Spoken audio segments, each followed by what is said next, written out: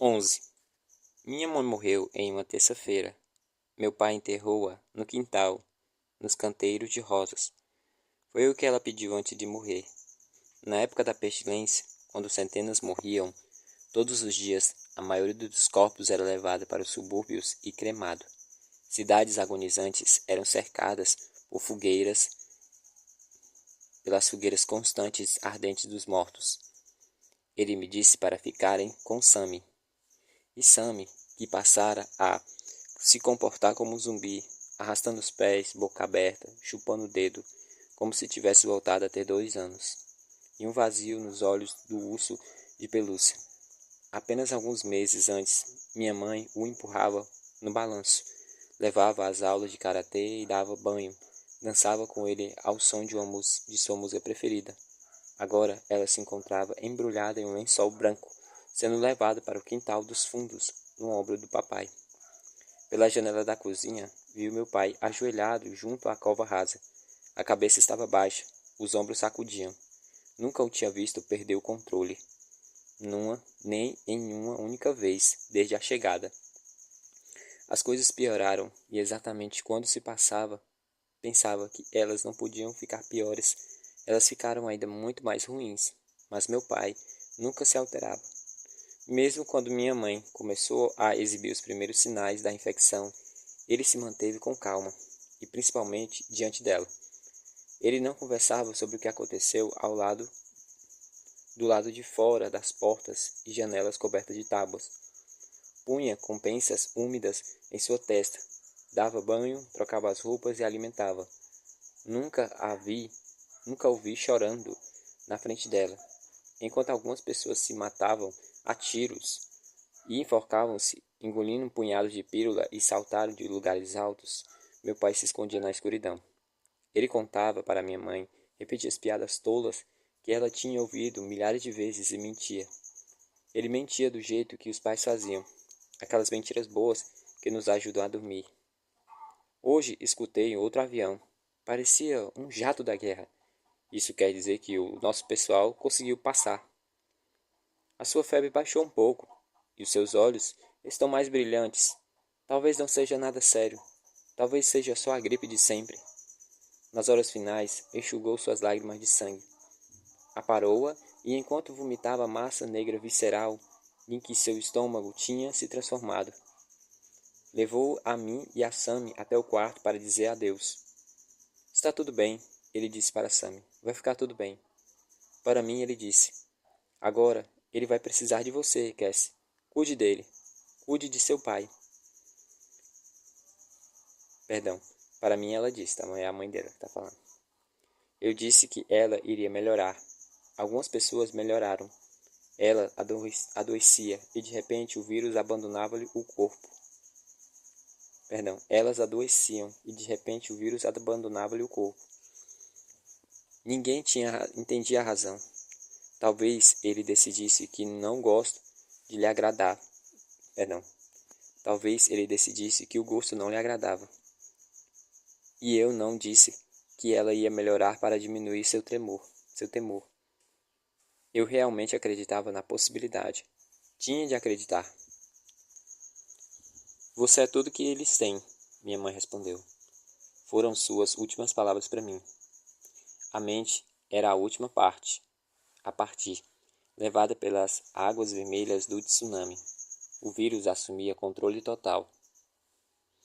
Algumas pessoas enlouqueciam à medida que ele cozinhava os miolos. Elas deferiam socos, arranhavam, chutavam e mordiam. Como se o vírus precisasse de nós também notasse e não saísse a hora de se livrar. Misericórdia. Peraí.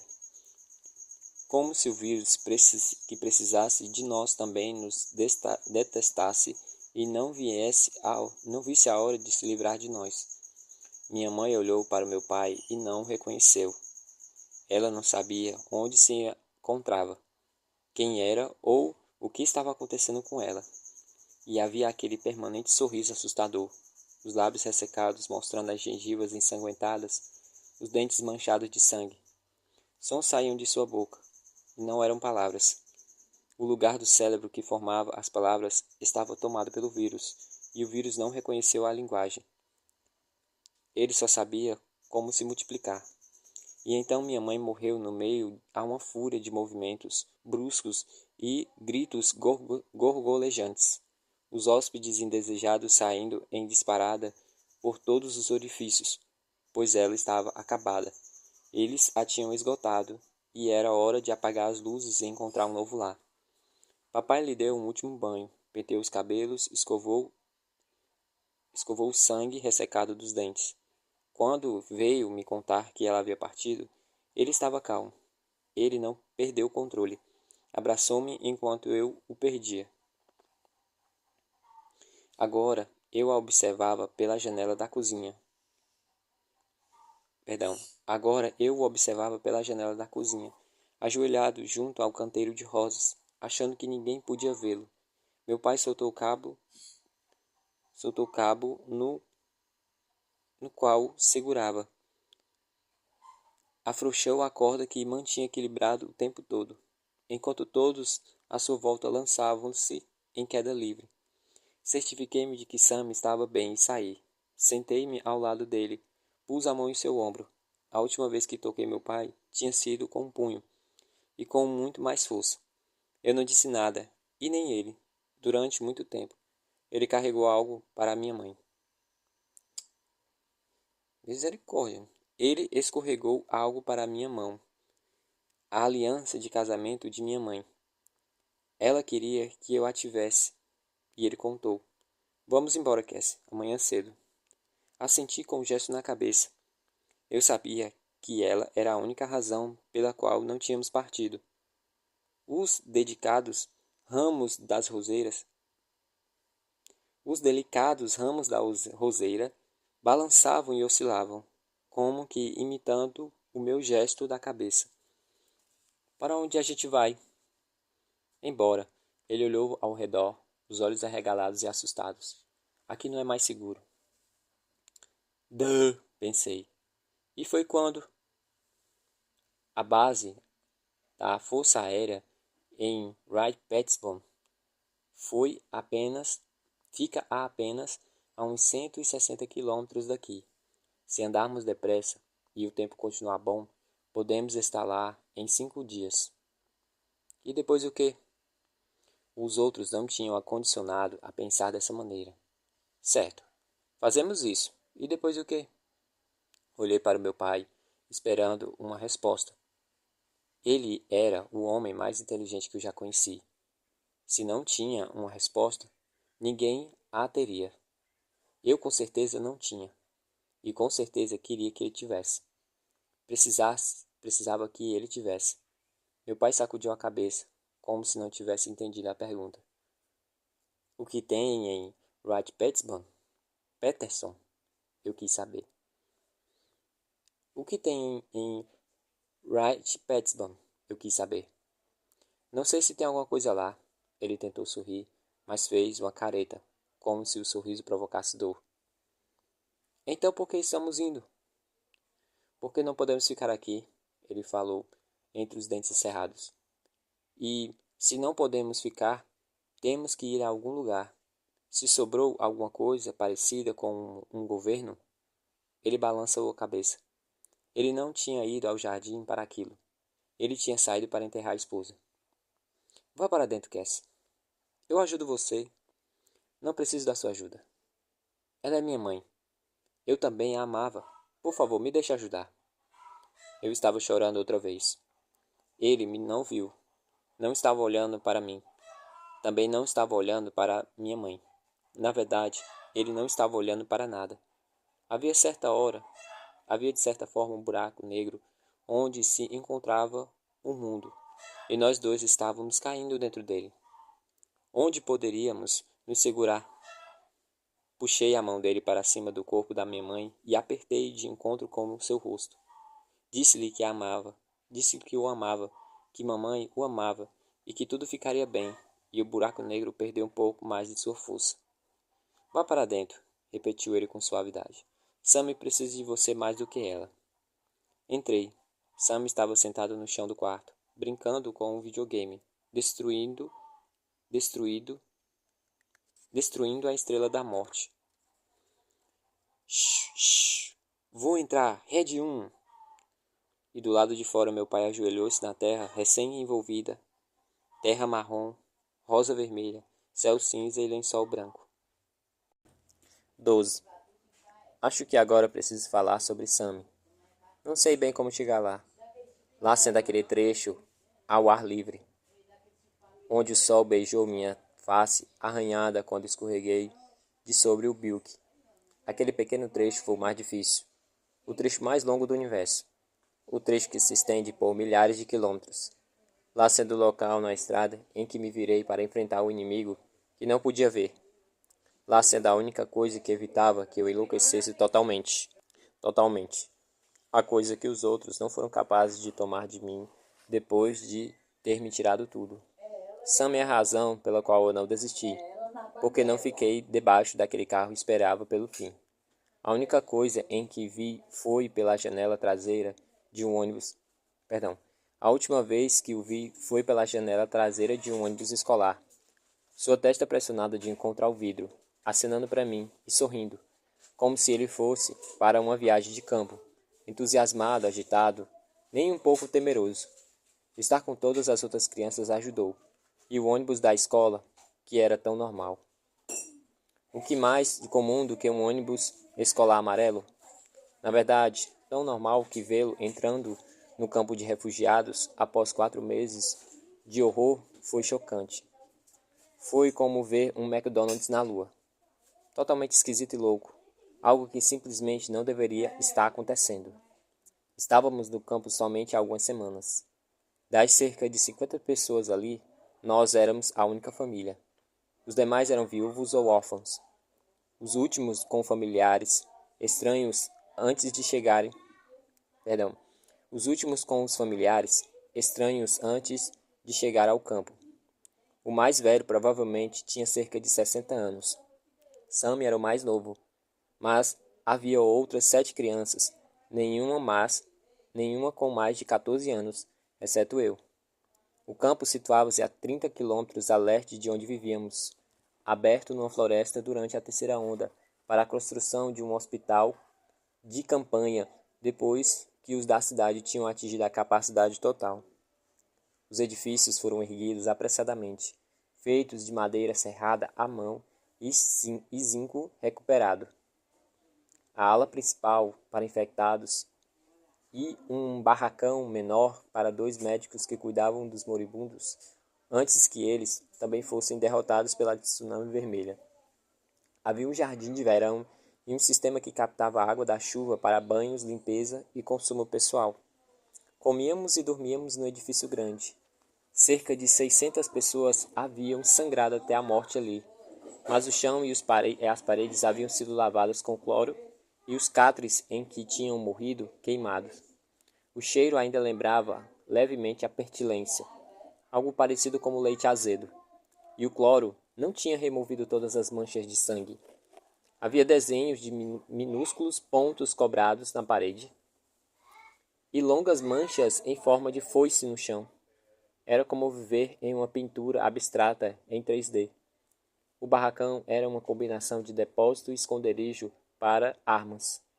Legumes enlatados, carnes embaladas, grãos, farináceos, tecidos e gêneros de primeira necessidade como sal, revólveres, pistolas semiautomáticas e até algumas pistolas de sinalização. Todos os homens estavam armados até os dentes. Era a volta do Velho Oeste. Um fosso raso foi aberto a algumas centenas de metros no interior da floresta atrás do conjunto. O fosso servia para cremar os corpos. Não tínhamos permissão para ir até lá, portanto, naturalmente, eu e algumas das outras crianças mais velhas fomos. Havia um garoto estranho que chamava-se de Brilhantina, provavelmente por causa de seus cabelos longos e penteados para trás com gel. Brilhantina tinha 13 anos e era um caçador de tesouros. Ele realmente andava entre as cinzas para recuperar joias, moedas e qualquer coisa que considerasse valiosa ou interessante. Ele jurava não agir dessa maneira por ser doido. Essa é a diferença agora, dizia ele, soltando uma risadinha de desdém, examinando sua última aquisição com as unhas sujas, as mãos enluvadas com o pó cinza dos restos mortais das pessoas. A diferença entre o quê? Entre o homem ou não, entre ser homem ou não. O sistema de troca de mercadorias está de volta, garota, ele disse, erguendo um colar brilhante de diamantes. E quando tudo acabar, exceto pelos gritos, as pessoas com coisas boas vão dar as cartas. A ideia de que eles queriam matar todos nós ainda não era algo que tinha ocorrido a ninguém, até mesmo aos adultos. Brilhantina considerava-se um dos americanos nativos que vendeu Manhattan por um punhado de contas, e não um pássaro dodô, o que estava muito mais perto da verdade.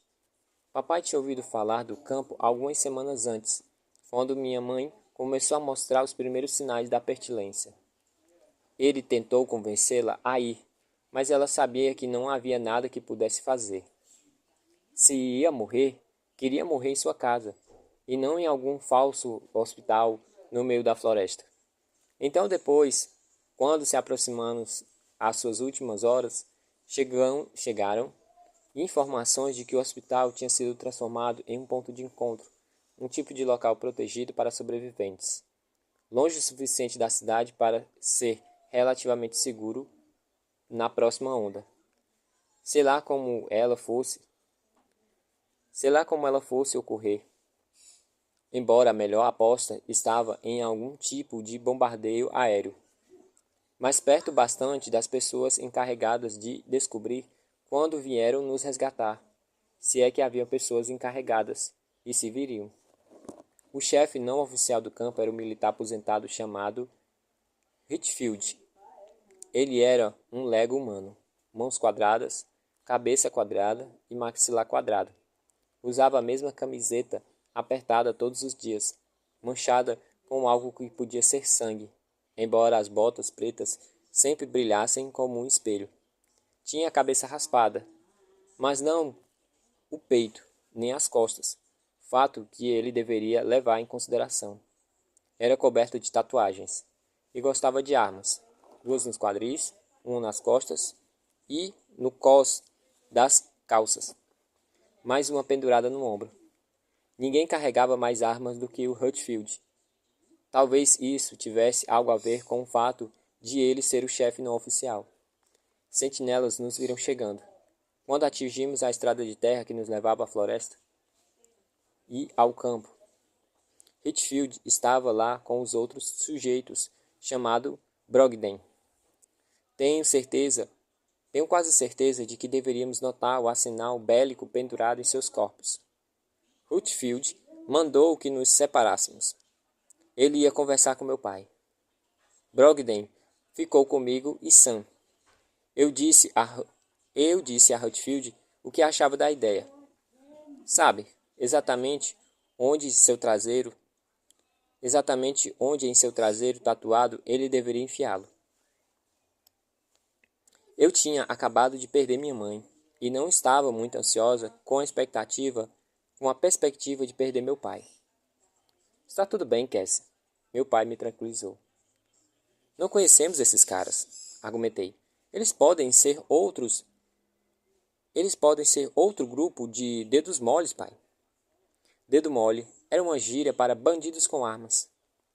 Os assassinos, estupradores, comerciantes de mercado negro, sequestradores e todo tipo de malandro que surgia durante a terceira onda, motivo pelo qual as pessoas formavam barricadas em suas casas e estocavam comidas e armas.